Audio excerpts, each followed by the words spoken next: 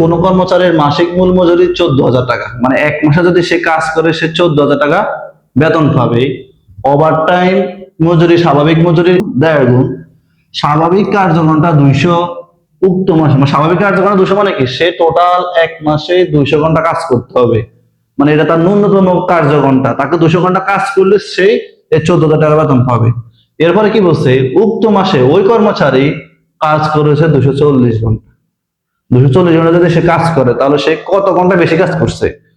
তাহলে আমরা যদি আমাদের প্রশ্নটা কি বলছে, ওভারটাইম মজুরির পরিমাণ, তাহলে আমরা আগে বাইর করতে হবে সে কত ঘন্টা ওভারটাইম কাজ করছে। তাহলে আমরা অপশন ছাড়া যদি এমসিকিউ করি তাহলে আমরা অবশ্যই বেসিকটা বুঝতে হবে। তাহলে আমরা প্রথমে বাইর করে হচ্ছে, যেহেতু আমরা মুখে বাইর করতে পারি, তারপর দেখাই ওভারটাইম ঘন্টা সমান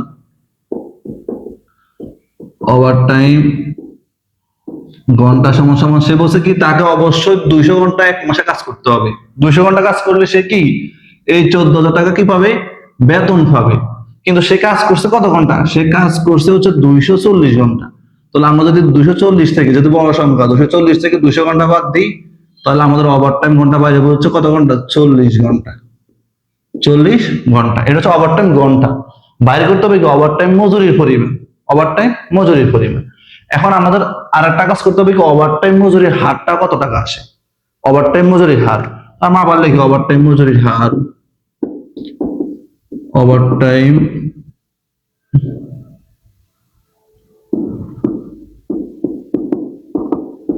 ওভারটাইম মজুরি হার মানে সূত্র হচ্ছে আমাদের মূল মজুরি ভাগ ধরেন স্বাভাবিক কার্যঘণ্টা। কি কার্যঘণ্টা, মূল মজুরি ভাগ স্বাভাবিক কার্যঘণ্টা, কার্যঘণ্টা গুণ ওই যে আমাদের কাছে ওভারটাইম হার। এই যে স্বাভাবিক কার্যঘণ্টা মূল মজুরি কত গুণ, 1.5 গুণ, গুণ ওভারটাইম হার, ওভারটাইম হার, অথবা গুণ 1.5 গুণ লিখলে হবে, গুণ 1.5।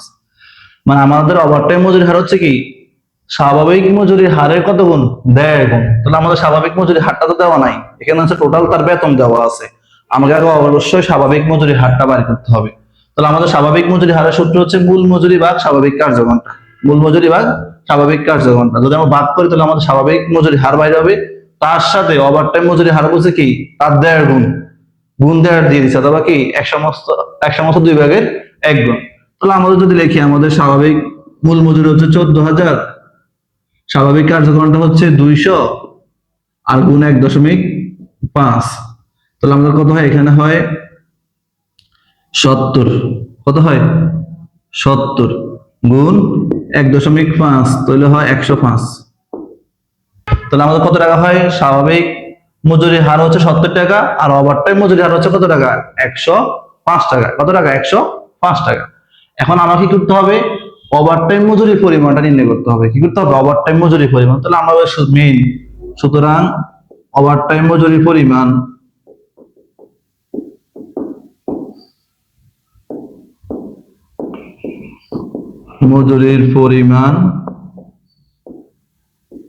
সমান সমান কি হবে, এই যে আমরা এই দুইটা গুণ করে দিলে ওভারটাইম ঘন্টা গুণ ওভারটাইম মজুরির হার, ওভারটাইম ঘন্টা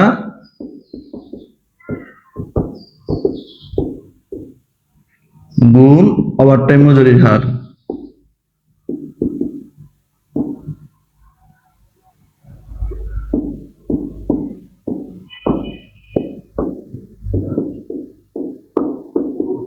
এটা কি আমাদের সূত্র, সূত্র কি ওভারটাইম মজুরির পরিমাণ সমান সমান ওভারটাইম ঘন্টা গুণ ওভারটাইম মজুরির হার। তাহলে আমাদের ওভারটাইম ঘন্টা কত আছে, 40 ঘন্টা, গুণ করুন কার সাথে, 105 ওভারটাইম মজুরির হার। এই টাকাটা গুণ করলে আমাদের হয়ে যাবে, কত টাকা হয়, 4,200 টাকা।